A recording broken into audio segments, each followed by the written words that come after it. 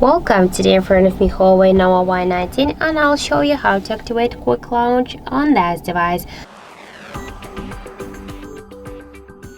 So now by double tap to down volume key button, we can see that we just have no applied just any options. And if you want to, for example, quick launch camera from by double press the down volume button, you should launch the settings application and then scroll down to the accessibility features. After that, tap to the shortcuts and gestures and click here to ultra snapshot. Now just switch this off section just to open camera, and now let's just lock the device, and by double press to power to the volume button, down volume button, we can see that the camera application is activated.